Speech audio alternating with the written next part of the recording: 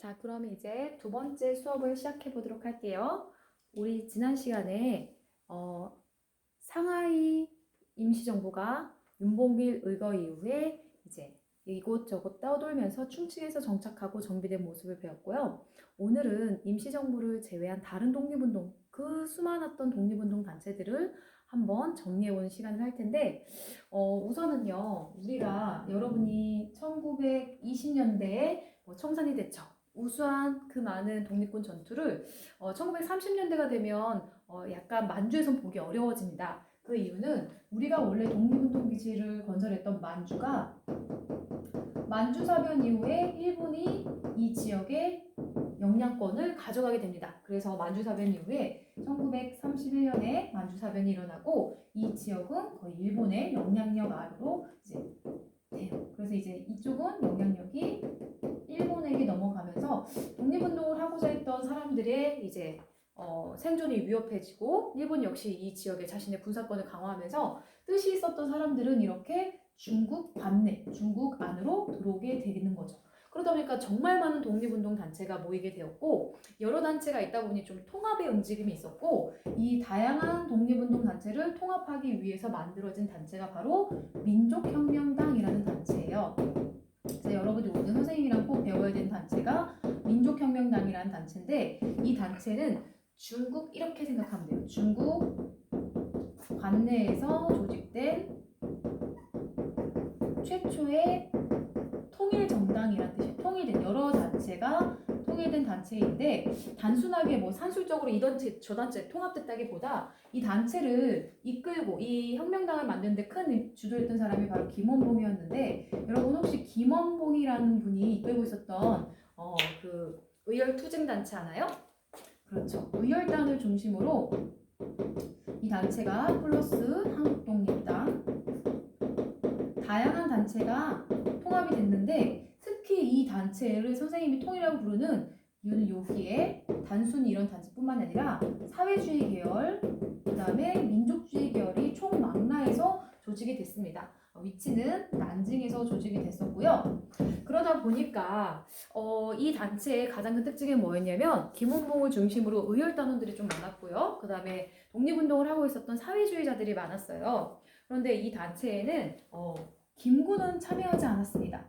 김구가 불참한 이유는 김구는 독립운동의 중추는 임시정부가 돼야 된다고 생각했기 때문에 참여하지 않았고 그리고 이 단체를 운영하는 과정에서 아무래도 이제 의열단 중심으로 운영이 되다 보니까 다른 민족주의 계열 독립운동가들의 좀 불만이 나타났고 추후에 운영하는 과정에서 이제 민족주의 계열이 좀 탈퇴를 해요. 민족혁명당이 만들어졌으나 민족주의 계열에서 좀 탈퇴를 시도했고 그러다 보니까 남은 색깔이 좀 더 붉은 사회주의 계열이 많이 되었고 그래서 사회주의 계열에서 이 단체를 재정비해서 한 번 더 조직이 정비됩니다. 그게 바로 조선민족 전선연맹이라는 거예요. 조선민족 전선연맹인데 얘는 민족혁명당에서 민족주의 계열이 탈퇴하고 사회주의자들이 좀 중심이 돼서 재정비된 단체라고 생각하면 되겠는데요. 선생님이 이 단체를 알려준 이유는 이 단체에서 군대를 하나 만들게 돼요. 이 군대를 여러분이 꼭 기억해야 되는데 그 군대가 바로 조선 의용대를 만들게 됩니다. 자, 조선 의용대라는 군대를 1938년에 만들게 되는데 다른 나라에서 중국이라는 주권 있는 나라에서 우리나라에 군대가 만들어진 초유의 사태였어요. 우선은 우리가 이렇게 군대를 만들 수 있었던 배경에는 1937년에 중국과 일본이 맞붙는 중일전쟁이 본격적으로 시작이 되면서 아무래도 이제 중국 입장에서도 한반도에서 독립을 위해서 만드는 이 군대를 허용할 수 있는 분위기가 만들어졌던 거고요. 얘 역시 어떤 의미를 갖고 있냐면요. 중국 관내에서 조직된 최초의 우리의 군대예요. 그리고 이 군대는요, 단순 우리가 만든 게 아니라 당시에 중국의 정식 정부였던 국민당의 지원을 받게 돼요. 국민당의 지원을 받게 됩니다. 자, 그렇게 해서 우리가 드디어 우리의 군대를 갖게 되었는데요. 여기서 여러분이 이제 생각해볼 문제가 뭐냐면요.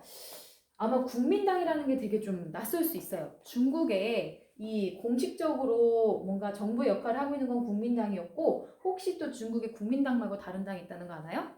맞아요. 공산당이라고도 있어요. 당시 중국에는 아주 간략하게만 보충 설명을 해주면 중국에는 이거 올리네요.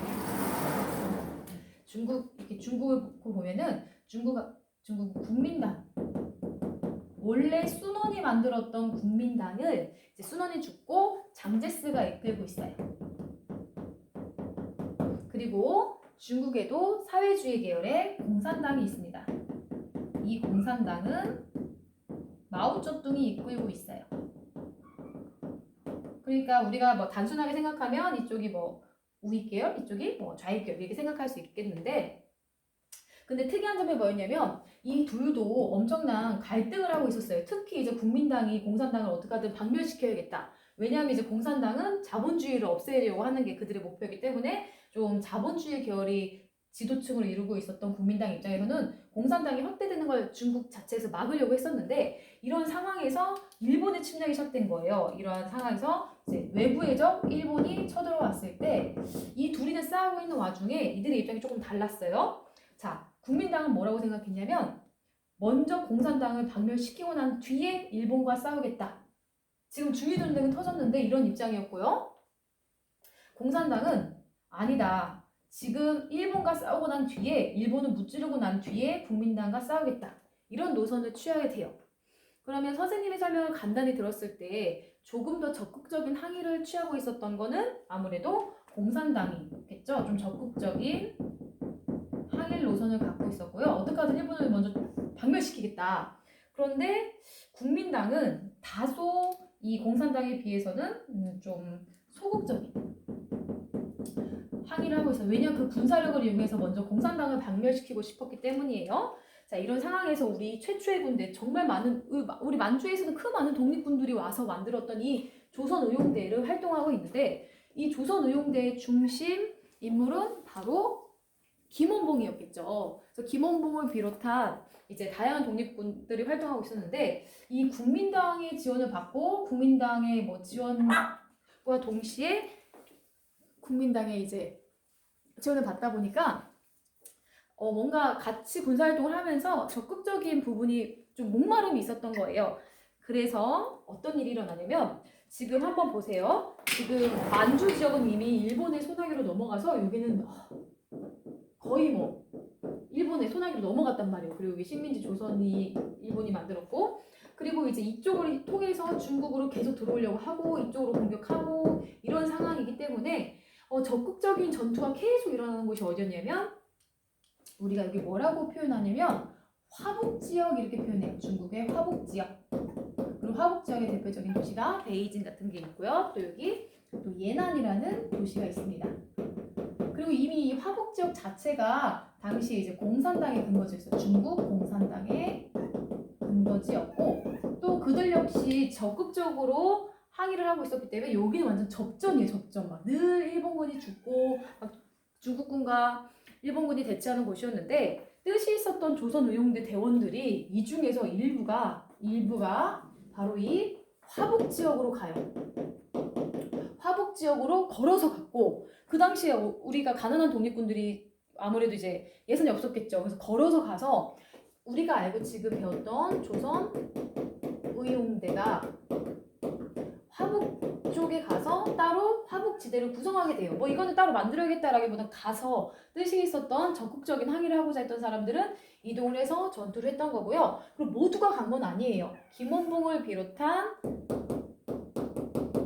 지도자들은 남아서 계속 조선의용대를 이끌고 있었어요. 그런데 조선의용대 화북지대들이 가서 일본군을 막 열심히 죽이다 보니까 옆에서 같이 일본군을 죽이고 있는 사람들이 있었어요. 그들이 누구였죠? 맞아요. 이러다 보니까 자연스럽게 중국 공산당과 함께 활동을 하게 되는 거예요. 그래서 이들과 연합작전을 많이 펼치게 되는데, 그 대표적인 전투들이 바로 호가장 전투, 그 다음에 또 반소탕전이라는 게 나오는데, 뭐 여러분이 이걸 외울 필요까지는 없겠는데 이게 갖고 있는 의미가 우리 조선의용대 대원들이 화북지역까지 가서 중국 공산당과 연합해서 승리했던 전투, 특히 이 반소탕전 같은 경우는 중국군이 엄청나게 많은 위기를 일본군에 거의 뭐 몰살되게 된 위기였는데 그때 우리 윤세주들을 비롯한 독립운동가, 조선의용대 독립운동가들이 희생을 해서 먼저 길을 뚫어줘서 유인을 하면서 그 많은 중국 공산당들을 살렸던 엄청난 대표적인 연합 전투였고 현재까지도 중국 공산당 입장에서는 그 전투에서 윤세주 등을 되게 높이 평가하고 또 우리의 독립군들을 되게 높이 치하해주는 곳이 바로 이 연합 전투였습니다. 자, 그리고 여기에 있었던 사람들은 계속 중국 공산당과 연합을 하고 남아있었던 우리 조선의용대 대원 김원봉을 비롯한 사람들은 독립운동의 구심점이 지금 원래 어디였죠? 그렇죠. 여기 임시정부에 합류해요. 임시정부에 합류하게 되고 특히 나중에 또 광복군이 만들어졌을 때는 광복군에 포함이 돼서 함께 전투력을 상승시킬 수 있는 효과가 되겠죠. 그러면 우리 이제 한번 정리해 본다면 독립을 운동하는 큰 주축이 지난 시간에 배웠던 자, 대한민국 임시정부 어디에 있었죠? 충칭.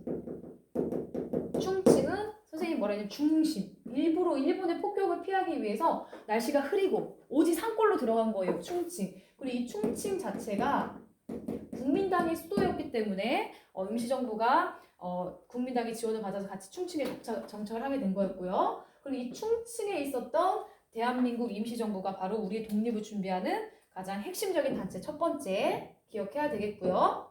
자, 요게 독립을 준비하는 첫 번째 충칭이었고요. 그 다음에 두 번째 조선의용대 화북지대 사람들이 이제 너무 많이 떨어져 있어. 좀 많이 크잖아요. 그러니까 연결은 하되 그렇게 좀 막 적극적으로 이제 이들이 이렇게 커넥트 된다는 느낌은 아니에요. 그러다 보니까 어떤 일이 벌어졌냐면 여기에 있었던 우리 독립군들을 중심으로 특히 사회주의 계열 독립군 단체들이 모여서 조선 독립동맹을 만들게 됩니다. 자, 그 독립동맹을 결성하게 되는데 얘는 바로 화북지역에 있었던 단체예요. 그러니까 얘도 화북지역에 있었던 좀 많은 독립운동가들이 중심이 돼서 좀 사회주의 계열의 중심이 돼서 조선의 독립을 준비했던 단체예요. 그리고 우리 임시정부 산하에는 무슨 군대가 있었죠? 광복군이 있었죠. 그리고 역시나 우리가 이렇게 단체를 만드는 이유는 단체를 해서 뭐 정치를 하겠다는 이유보다는 우리가 일본과 싸우고 독립군을 양성하는 게 가장 큰 목표이기 때문에 그 산하에 군대를 만듭니다. 조선 독립동맹이 만든 군대 이름이 조선의용군이에요. 그런데 조선의용군 단원들의 대다수는 거의 이게 공산당과 같이 활동했던 사회주의 계열이 거의 다 대다수를 좀 잃었던 부분이 있었고 적극적인 항일전쟁을 화북지역에서 수행했던 인물들이 좀 많았다는 거예요. 여러분 잘려서 안 보이죠? 안 보일 것 같아요. 여기 써줄게요. 조선의용군. 자, 그러면 두 개의 단체를 배웠는데 한 개가 더 있어요. 마지막 단체는 그래도 1940년대 이제 거의 뭐 1940년대니까 우리의 독립이 보일 때예요. 그리고 뭔가 일본이 태평양 정쟁을 일으키고 난 뒤부터 일본의 패망을 예감하고 한반도에서 조선의 건국을 준비했었던 단체가 있습니다. 그게 바로 뭐냐면 조선 건국동맹이었고 이 건국동맹을 총 지휘하고 있었던 사람은 여선생이에요. 여선생. 그 여선생은 여자 선생님이라기보다는 주도자 여운형 선생님입니다.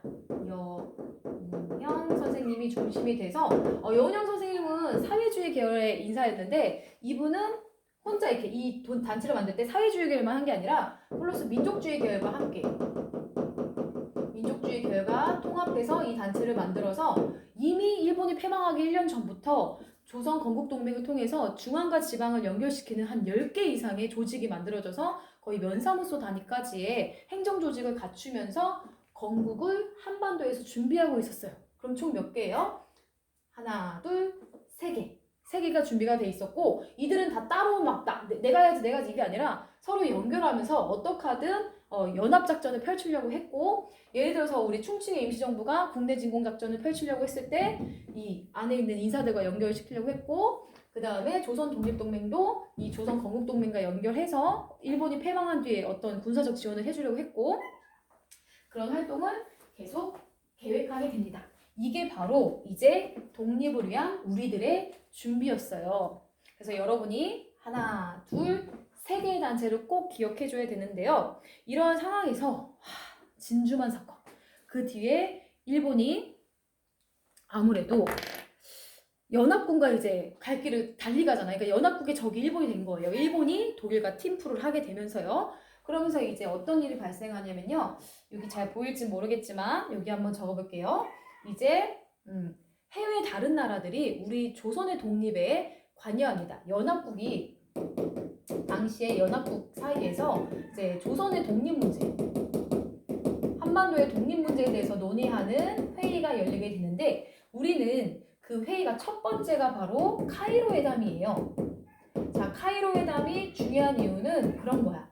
최초로 식민지 조선이 독립해야 된다. 독립해야 되지 않겠냐. 그런 논의가 이루어진 최초로 독립을 논의했던 회의였고 이때 사실 카이로 회담에서 이게 대단한 이유는 뭐냐면 당시에 식민지 얼마나 제국주의가 거의 지금 2차 세계대전도 거의 제국주의 연장선이잖아. 그 당시 정말 많은 식민지 국가들 중에서 유일하게 거의 조선의 독립만 톡 집어가지고 그냥 조선은 이렇게 된 거예요. 일본의 식민지 조선은. 그래서 언젠간 하겠지라고 얘기했을 때 당시 이제 국민당 장제스가 좀 압박을 넣어서 꼭 날짜를 좀 정확히 조선을 어떻게 독립시켜야 되지 않겠냐 그런 이야기를 하게 되었고 그때 바로 in due course 여러분 알죠? 적절한 시기에 꼭 독립시켜줄게 라는 이야기가 대단한 거예요. 그런데 여러분 이게 그 많은 식민지 국가들 중에서 유일하게 조선만 식민지 독립을 이런 이야기가 이 연합국 수장 그 연합국의 거의 저 군사회담 수준이었는데 그때 조선의 독립을 약속받았다는 건 대단한 일이었고요. 그 다음에 이때 그 장제스가 이 회담에 참여했을 때 그 조소왕이라는 우리 이제 임시정부에서 어제 배웠죠. 상균주의를 이 바탕으로 건국강령을 썼던 조소왕 그 독립운동가께서 그 직접 장제스를 만나서 조선 독립 문제에 대해서 이렇게 이야기를 나누고 난 뒤에 나타난 결과였다는 거예요. 그러니까 즉 우리는 계속해서 독립을 준비하고 있었던 거예요. 자, 그 다음에 두 번째가 바로 뭐냐면 얄타회담이에요. 근데 얄타회담은 연도가요 참 애석하게 1945년이에요. 1943년. 선생님이 연도를 적어주는 건 뭐 외우라고 적어주는 게 아니라 흐름을 기억하라는 건데 45년 2월이에요. 우리가 분명히 이 숫자가 낯설지 않은데 얄타회담의 가장 큰 내용은 뭐냐면 일본과 싸우는 여기도 안 보이겠네요. 얄타회담의 가장 큰 내용은 자 대일정 우리 일본과 싸우는 이 전쟁에 누가 참전하게 되냐면 소련이 참전하는 걸 결정해요. 선생님 이제까지 소련도 연합국과 함께 독일, 일본이랑 싸운 거 아니었어요? 그렇긴 한데 소련도 물론 이제 그 유럽 쪽에서는 엄청나게 독일과 싸우고 있었는데 근데 소련과 사실 일본 사이에서는 비밀리에 서로가 서로를 불가침 침략하지 않는 조약이 있어서 사실 일본이 그렇게 태평양에서 막 자신들의 군사력을 막 마음대로 휘젓고 막 군사적 제국주의를 펼쳤던 가장 큰 이유가 뭐냐면 아무리 그래도 소련이 자기를 치지 않는다는 믿음이 있었기 때문이에요. 그런데 소련이 참전한다는 이 결정이 사실은 일본에게 엄청난 군사적 압박감을 주게 돼요. 그렇다고 해서 2월 달에 결정되고 소련이 바로 참전했냐? 그것도 아니에요. 엄청나게 참전을 밀어요. 왜냐면 소련의 참전을 끝까지 이제 요구했던 게 바로 미국이었고 소련이 역시 이제 불가침 조약도 있고 뭐 군사적 상황에 의해서 군사를 크지 어떡하지 하고 있다가 미국의 계속된 요청에 의해서 처음으로 이제 우리가 알고 있었던 이 일본에 점령된 이 만주에 있는 일본군을 격퇴시키기 위해서 군대가 본격적으로 내려온 게 몇 월 정도 같아요? 8월이에요, 8월. 8월이니까 얼마나 안타까워. 8월에 이제 소련 군대가 이제 내려오는 거예요. 소련 군대가 슥슥슥슥슥 내려오면서 여기에 있는 이제 일본군을 무장 해제시키고 군대 역할을 하고 있는데 내려오다가 중간에 자 봐봐요. 여러분 아마 중학교 때 배웠을 거예요. 마지막 회담이 혹시 뭘까요? 들어본 친구도 있을 거예요. 맞아. 세 번째가 이제 포츠담 회담. 그럼 여러분 선생님 포츠담 발음이 포츠담. 이거 어디 같아요? 독일이에요. 독일. 봐봐 여기 독일 도시에서 회담이 열렸다. 이거 1945년. 자 그럼 생각해봐요. 포츠담에서 이미 이 회담이 열렸다는 것 자체가 독일이 패망했다는 뜻이에요. 그러니까 이제 더 이상 연합국은 일본에게 어떠한 자비를 베푸지 않아요. 무조건 일본을 항복해야 된다. 어떠한 이 무조건 항복이라는 건 무슨 뜻이냐면 어떠한 단서도 일본이 원하는 거 들어주지 않고 그냥 일본 항복을 하고 갖고 있는 모든 거 내려놔야 된다. 이런 게 바로 무조건 항복이었는데 이거를 이제 일본의 이제 항복 조건으로 내걸면서 연합국 쪽에서는 뭐 우리 식민지 조선과 또 일본에 관련된 회담이 열린 거였는데 그리고 우리가 알다시피 바로 다음 8월 달에 이제 8월 8일 안타깝게 일본 여러분 우리가 공부할 때 조심해야 되는 게 뭐냐면 일본을 무조건 욕할 수는 없어요. 그러니까 선생님이 일본을 이렇게 두둔하는 게 아니라 그 당시 식민지 조선이었을 때도 일본 사람들 중에서도 식민지배가 너무 가혹하다. 조선인들 독립운동가를 도와줬던 후세다 다스치 같은 변호사들도 있고, 그러니까 일본 제국주의 정말 나빠요. 그런데 당시에 이제 나가사키와 히로시마에 살고 있었던 평범한 일본의 사람들도 원자폭탄에 의해서 피해를 당했다는 거죠. 물론 지도자들은 정말 군국주의 너무너무 나빴고요. 그래서 엄청난 피해를 받고 일본이 8월 15일 날 여러분 되게 유명한 그 장면 있죠. 그 미주리호에서 다리를 쩔뚝쩔뚝 거리면서 항복 문서를 원래 천황이 와서 이제 사인해야 되는데 천황 대신 와서 사인했던 사람 시게모스 그 사람이 바로 누구였냐면 우리 지난 시간에 배웠던 윤봉길 의사의 폭탄에 의해서 다리가 절단됐던 사람이었잖아요. 선생님이 그와 관련된 뭔가 비하인드 스토리 해줄 말이 되게 많은데 그 이야기는 우리가 이제 계약하면 해줄 거예요. 선생님이 해줄 말이 정말 많은데 그 비밀은 그 수강 선생님이 이제 첫 번째 강의를 엄청 용기 내서 찍고 수강 여러분 확인 댓글을 봤는데 반마다 차이가 너무 커요. 어떤 반은 막 한두 명 들었고요. 어떤 반 뭐 7, 8명 벌써 들었어요. 그래서 나중에 계약하고 선생님이 댓글이 제일 많고 수강을 제일 열심히 들은 반한테는 모든 이야기를 다 해줄 거고요. 수위 조절 없이 이제 댓글 좀 없고 잘 안 듣는 반은 그냥 무미건조하게 교과서 설명만 해주도록 할게요. 무튼 그래서 이제 항복을 하게 되면서 이제 우리가 준비하고 있었던 우리 어제 막 충칭 임시정부 여기 국내 진공작전 준비하고 있었고 또 여기 건국준비위원회 여기 건국동맹 만들어서 건국 준비하고 있었고 정말 수많은 독립군들이 목숨 바쳐가면서 일본군 죽이고 있었고 그것이 8월 이제 다음 수업은 8월 15일을 기점으로 어떻게 변화되는지 한번 배워보도록 할게요. 오늘도 강의 들은 거 정리해야 되겠죠?